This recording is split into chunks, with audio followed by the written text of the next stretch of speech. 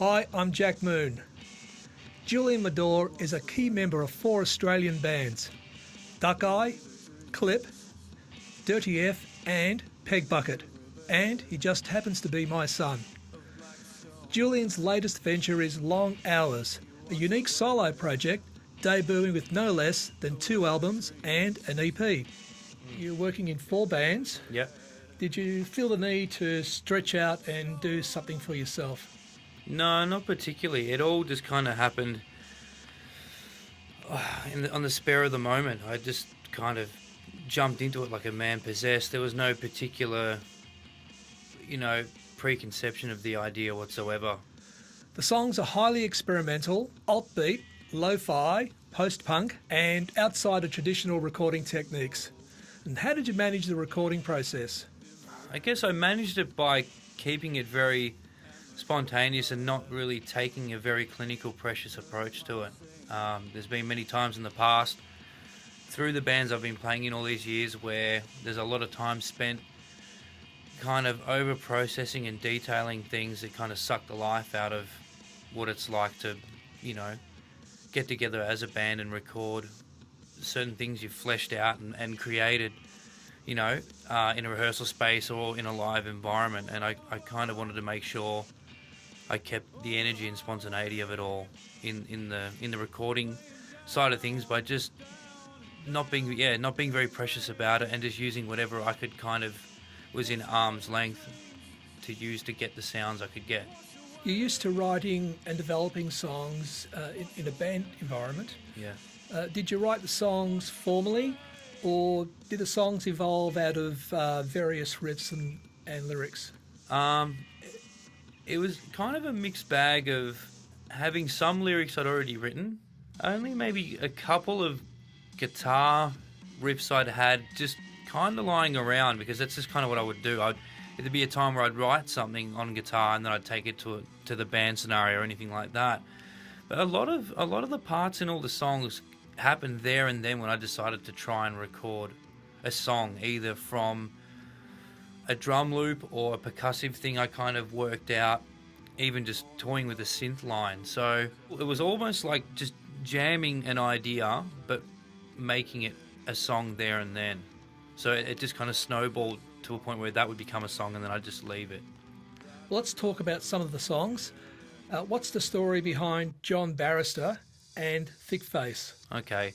John Barrister is about a man I saw in Chinatown in Adelaide that was clearly mentally unstable. He kind of kept having a conversation with himself in this kind of looping, sort of going around in circles kind of way, and it was so kind of dramatic and so calculated that it was almost like someone who was an actor. But he was dressed and he looked like a barrister that just came out of a courtroom. So that I didn't even know his name. I just called him John Barrister because just decided to call him John and thought he looked like a barrister. So I was just kind of really taken back by how this guy was kind of delivering himself in the street, but just having no idea as to what was going on around him. It's like he just snapped, and I just kind of wrote a song about it and just kind of romanticized the idea of this kind of figure.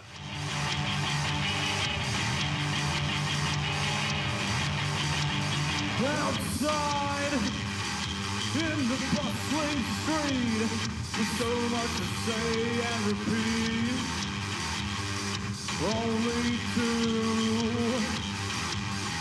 yourself, only to yourself.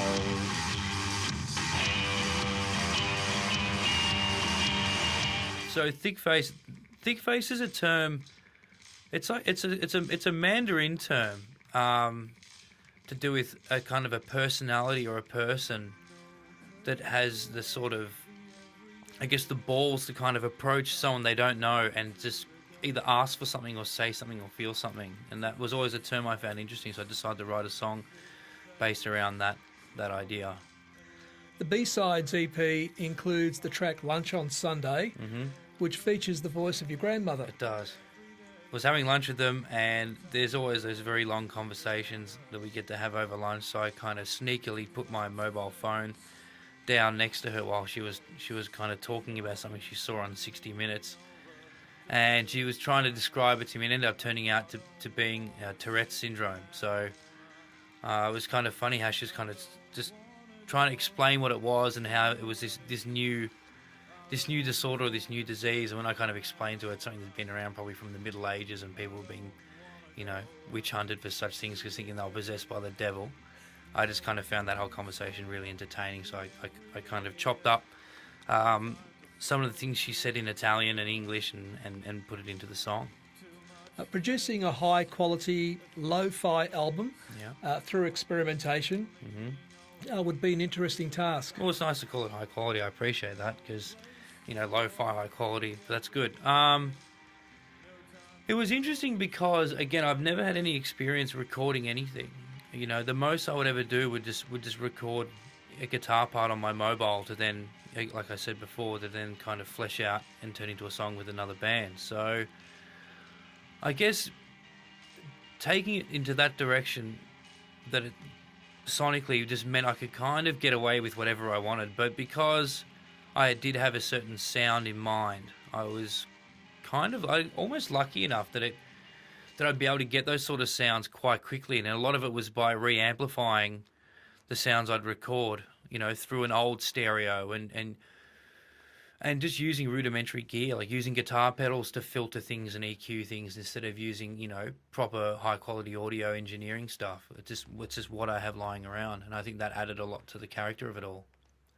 Long Hours draws comparisons to artists like Ian Svedonius and the John Spencer Blues Explosion.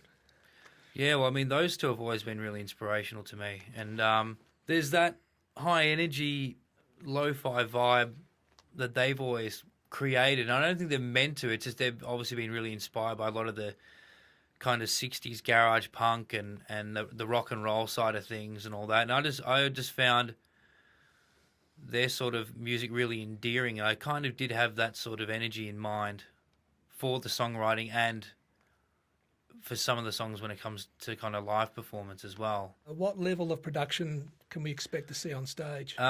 It'll be very minimal still. I'm not going to be putting a band together for it or anything. I will still be running all the music I've recorded for it off like a loop pedal, like a Boss RC3, where I've managed to basically just drop the WAV file of each song into the loop pedal, and for most songs I'll obviously be taking the vocal parts out and the guitar parts out, so I'll still be performing the vocals and guitar parts live. So it'll be like kind of like a more, I don't know, an intense version of, alternative karaoke to some viewers, I guess. Well, vocals and guitars aside, the tracks and production play through a series of effects pedals. A key part of that was using early digital delay. I used a spring reverb. I'd used like the Hertz circuit and that sort of thing as well, but I kind of stuck to some pretty mainstream kind of overdrive pedals as well. I didn't branch out too far, and a couple of fuzz pedals like the Moss Wright kind of fuzz and those things for guitar, even for vocals as well. I love the Dan Electro spring reverb. Yeah, it's a good one though. What made you go for the Dan? The Spring King is in a metal box and it actually has a spring inside it, so I kind of got sick of bruising the back of my heel, kicking the crap out of my amps to get the spring reverb to shudder and make that crashing kind of lightning sort of sound, that storming, crashing sound. So when I found out Dan Electro had a pedal with a spring in it, I thought, well, that's great. I can have that on the ground and stomp on it to get these kind of crashing kind of sounds that you get from like those old spring reverbs in Fenders and that. You've released 2 albums and an EP in 4 weeks. Yeah. The first album, Repair, I wrote 16 songs. I only put 10, well, not only, I put 10 on the album, and then I released 5 of those as a B-side EP. And then for the second album, I just wrote the 10 songs. I focused just on 10. Love the album cover on the second album, where you're burning all those amps and speakers. Yeah. They were your own they're gear. mine. They're my own guitar amplifier, my own Medor amp. I wanted it to be really legit. I was just like, if I'm going to do this, it has to be my own thing, something that I actually use. To others that might just seem absolutely ridiculous, but I was just compelled to do it. You're a brave man. Yeah, or an idiot. Who knows? It's up to other people to judge me on that one, I think. Where can we buy the Long Hours albums and EP? They're available on BandCamp, so online to download. In the near future, they will be pressed on vinyl. I'll do some copies on CD. Now, you've had some interest from Japan. I have a friend that's been living in Japan for a long time. He's been saying for years he's wanted to get me over there to do something.